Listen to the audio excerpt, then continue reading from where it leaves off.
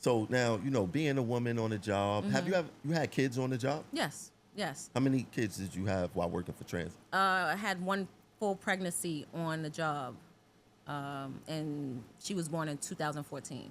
But I had a newborn on the job, and I had a toddler when I first started. And with the youngest child, shout out to Brooke. Want to say shout out to That's Brooke. my baby.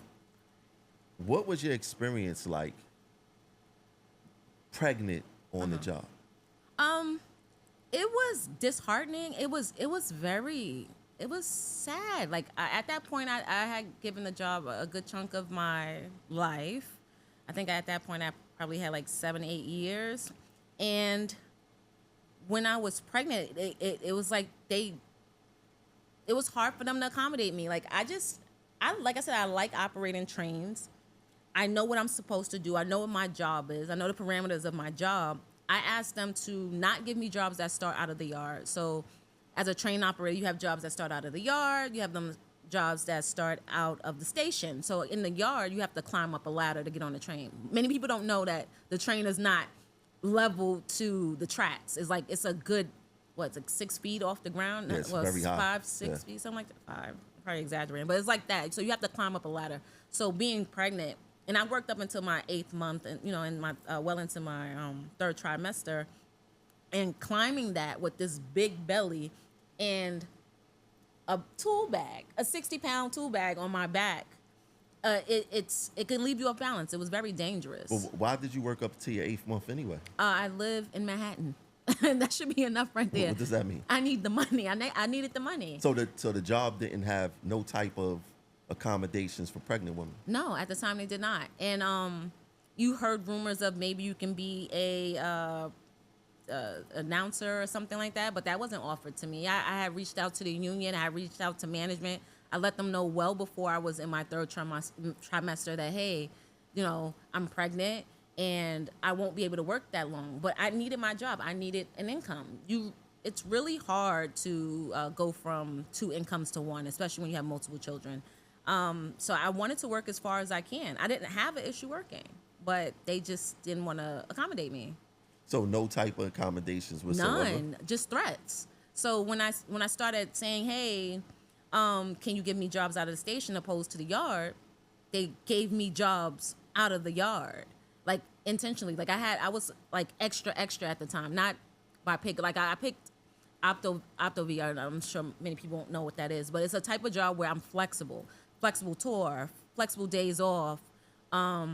And I asked them to give me jobs that did not start out of the yard, and they purposefully gave me every job, every day out of the yard.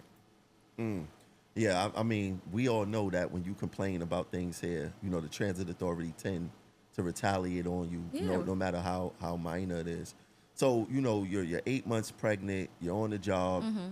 So I guess you left after your 8th month, right? So how does that work as far as like, you're pregnant, you can't work no more. Who put you out? Your doctor said that? My doctor put me out. So now, how did you get paid after you left? You bringing in a new child, you need the money. Right. How you get paid? Not by the job. Good thing I had a little bit of savings, and I took like a loan or something like that. I think a pension loan at that time to help out with just in case. So you're not getting paid. And then 2014 was the first time we even touched maternity, paternity leave, and they only gave us 2 weeks, which was 10 days. And you couldn't use that until you gave birth. So I was on my own. I just had to use my savings, whatever I had left. Like I said, the loan, my partner at the time, like that was but we had to tough it out. So just to be clear, did you use sick days? Oh yes, that. I had to extinguish all of my sick days. So that, yeah, I did have sick days. Now, see, that's what's crazy for me, right? Because only women get pregnant, right? No matter what's going on in the world, only women could get pregnant. You use those days, right? Because you're bringing life into the world, which puts you at a disadvantage because a man doesn't go through the same thing. Right. So now when it's time for you to want to expand your career, level up on your career, get a promotion, more than likely you're going to be not denied the promotion because they're going to look at your sick record. Right. But you was really using that time because they didn't have reasonable accommodation, Right. and now you're at a disadvantage if you want to, like I said, level up your career. Did you ever go for a promotion and that was the case because of your sick time? Yeah, absolutely. At the time, I found out at the time that I was pregnant. Like I think, matter of fact, after I just had my daughter, I just found out that I was on the list for train dispatcher. And when they came up to my name, they skipped over me. So when I went to investigate to see why they skipped over my name, they said it was due to my sick time. And that kind of crushed me because the time I was there, I made sure I was very intentional about how I use my sick time. So it's like, because I knew time and attendance was a big part of promotion. So I studied for the test. I saved my sick time. But things happened. We got pregnant. I had a baby. I didn't think it was going to be held against me, especially after I feel like I gave them a large chunk of my life. I made sure I was at work. I had, like, my record as far as operation is completely clean. Like, I'm a good train operator. And I'm proud to say that. I'm a good train operator. Yeah. So to be penalized like that for having a baby is crazy.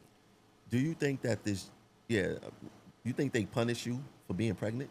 Everything here is like at transit is punitive. It is. It really feels like, I don't know. I feel like it's like if you think of like the Wiz and like the guy behind the curtain, some real sadistic person that gets off on hurting people because it's like, this is not a new gig.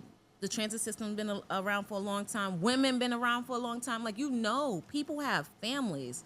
So, and it's enough of us. That's another thing. It's enough of us to make accommodations for people. Like, if a person doesn't want to work overtime, there's always someone that's going to work overtime. There's a good balance, yin and yang for it.